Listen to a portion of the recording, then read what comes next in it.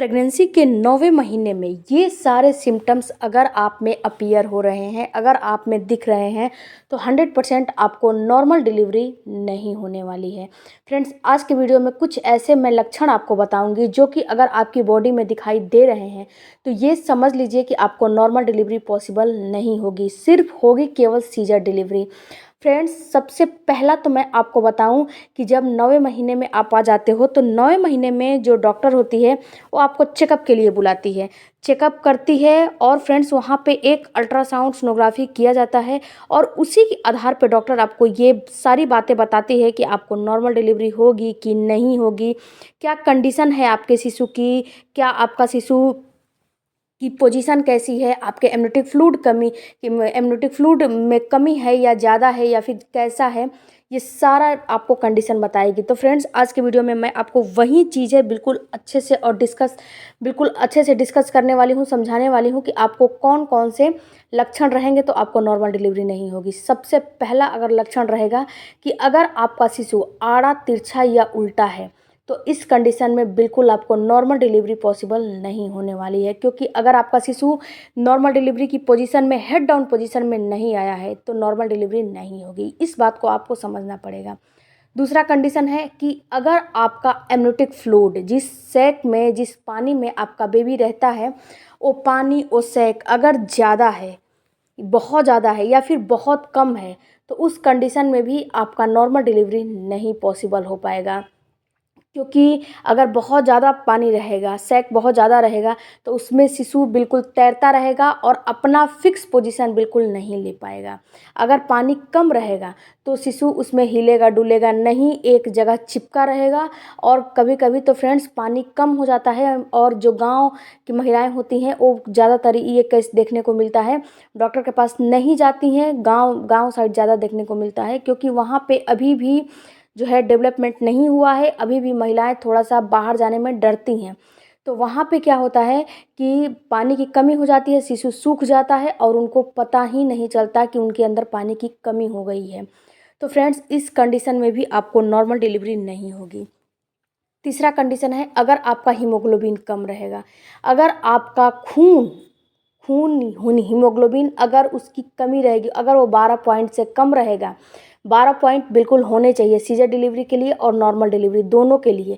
अगर ये 7, 8, 9 पॉइंट है तो इसको तुरंत के तुरंत बढ़ाने की कोशिश करिए।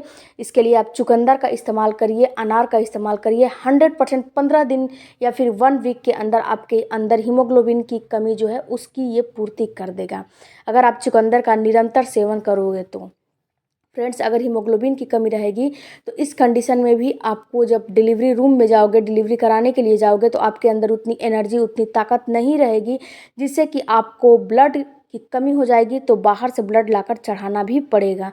तो आप इसको जल्दी से जल्दी अपने डाइट से इसको ठीक कर लीजिए। इसके बाद फ्रेंड्स, चौथा जो कंडीशन है, अगर आपका बीपी हाई या लो हो रहा है या फिर शुगर हाई लो हो रहे हैं तो भी आपको नॉर्मल डिलीवरी नहीं होने वाली है।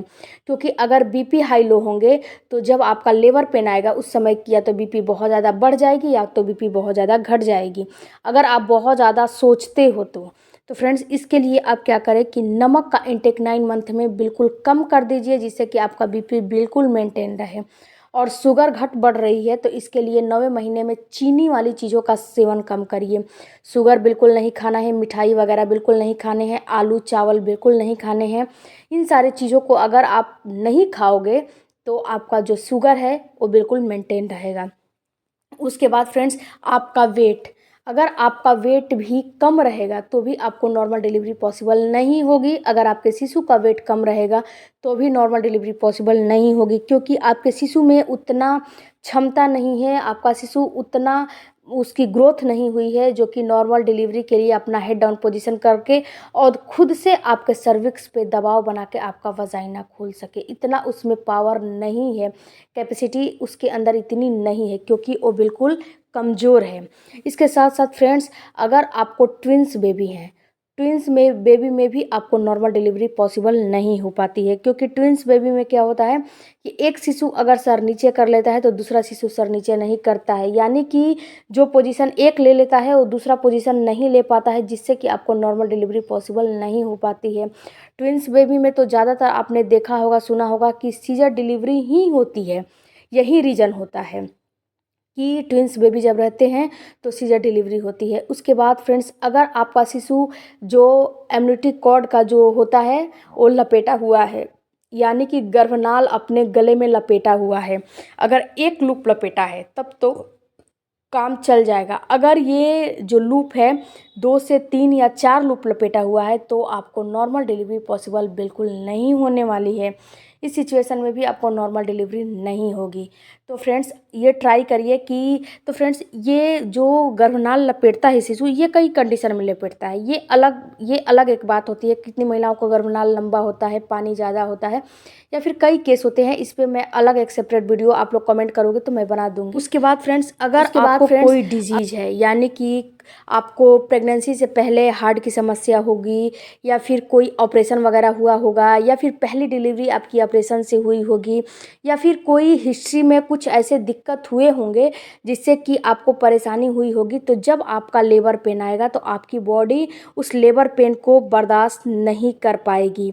इस सिचुएशन में भी आपको नॉर्मल डिलीवरी डॉक्टर नहीं करते हैं। अगर आपको कोई डिजीज़ होगा तो भी आपको नॉर्मल डिलीवरी पॉसिबल नहीं हो पाती है। इसके अलावा फ्रेंड्स, अगर आपका हार्ट बीट, यानी कि जब आप लेबर रूम में जाते हो और वहाँ पे अगर आपकी धड़कन काफ़ी तेज़ बढ़ने लगती है, या फिर आप लेबर पेन बर्दाश्त नहीं कर पाते हो, आपके शिशु की धड़कन ज़्यादा बढ़ने लगती है, आपका शिशु उस लेबर पेन को बर्दाश्त नहीं कर पाता है, तो भी आपको नॉर्मल डिलीवरी पॉसिबल नहीं हो पाती। उसके बाद फ्रेंड्स, अगर आपको प्लेसेंटा प्रीविया है, यानी कि जो प्लेसेंटा है वो आपके बच्चेदानी को पूरा कवर कर लिया है, सबसे पहले फ्रेंड्स बच्चे को नीचे आना चाहिए, बच्चे को बाहर निकलना चाहिए, उसके पीछे प्लेसेंटा निकलता है। अगर यहाँ पे ये कंडीशन आपका उल्टा है, प्लेसेंटा प्रीविया है, पूरा आपके बच्चेदानी को प्लेसेंटा कवर कर लिया है, तो इस कंडीशन में भी आपको नॉर्मल डिलीवरी नहीं होगी। डॉक्टर इस कंडीशन में कोई भी रिस्क नहीं लेते हैं। क्यों नहीं लेते हैं?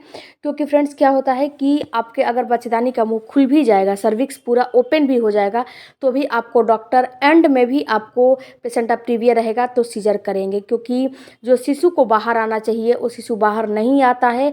सबसे पहले प्लेसेंटा आने लगता है, जिससे कि आपकी ब्लीडिंग बहुत ज़्यादा होने लगती है, और जब ब्लीडिंग बहुत ज़्यादा होने लगेगी तो ये ब्लड रुकता नहीं है।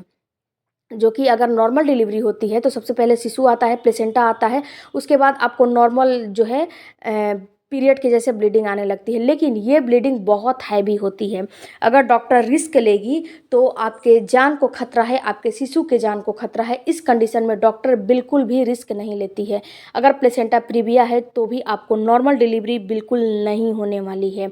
इस बात को भी आप समझ लीजिए। इसके अलावा फ्रेंड्स, ये जो सारे ओवरऑल जो भी सिचुएशन मैंने बताए हैं, अगर ये सिचुएशन आपके अंदर हैं, इसमें से 1, 2, 3 भी सिचुएशन है, तो समझिए कि आपका सारा मेहनत बेकार है। आपको मेहनत करने की कोई ज़रूरत नहीं है, क्योंकि नॉर्मल डिलीवरी के लिए लोग बहुत बहुत जतन करते हैं, बहुत बहुत मेहनत करते हैं। तो आपको नॉर्मल डिलीवरी नहीं होने वाली है, तो आप आराम से रिलैक्स होकर रहिए अगर ये सारे लक्षण है आप में। तो आई होप फ्रेंड्स कि इस वीडियो से आपको कुछ नॉलेज मिला होगा, तो कमेंट बॉक्स में ज़रूर कमेंट कीजिएगा। मिलते हैं अगले वीडियो में। Thank you for watching.